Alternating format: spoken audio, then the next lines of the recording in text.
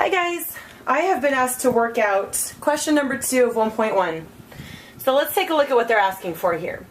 We're given the graph, or the equation, of negative 4x plus 2y equals negative 40. And we're asked to find the intercepts.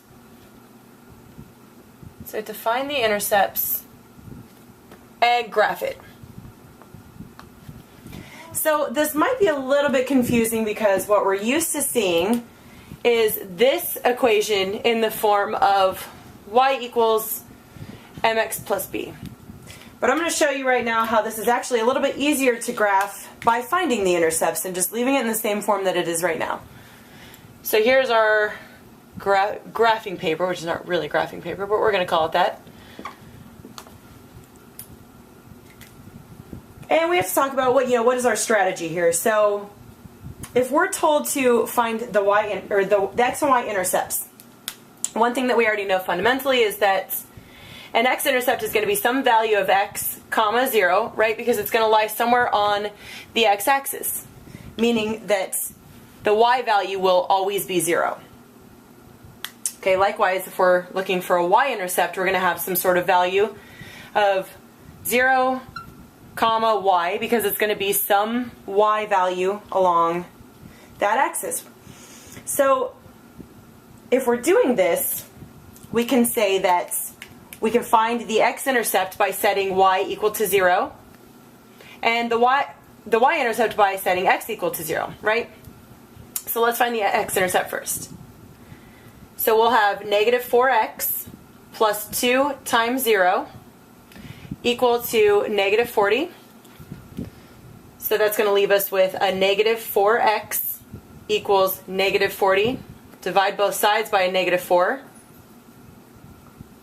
And we'll have x equals 10, right? Because we have negative 40 divided into negative 4, so that's going to leave us with a positive value. So our x-intercept is not going to be x equals 10. We don't call it that. We obviously put it by its ordered pair. So we're going to have a point on the graph somewhere at 10, 0.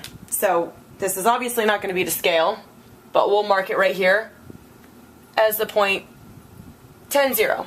Okay? Now we'll go back and do the same thing with the y-intercept, where we set x equal to 0. So we'll have negative 4 times 0 plus 2y equals negative 40. All right, then we'll simplify this just a little bit. So we'll have 0 here. I'm not going to write it. We have 0 here, a positive 2y, and that equals negative 40. Divide through by 2, and we have y equals negative 20, right? So let me extend my y-axis here because I want it to be somewhat to scale. And we'll be somewhere in this area. Now, when you're graphing this on your graphing paper, it'll be a little bit more exact, obviously, than what I'm doing. But this is just to give you an idea of how this is all going to go. You want to actually find the point 0, 20, and 10, 0 on your graphing paper.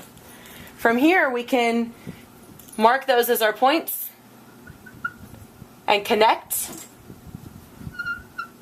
the 2 points to have a mostly straight line. And there you have it. Voila. So this is the graph of negative 4x plus 2y equals 40. And we did that by finding the intercepts.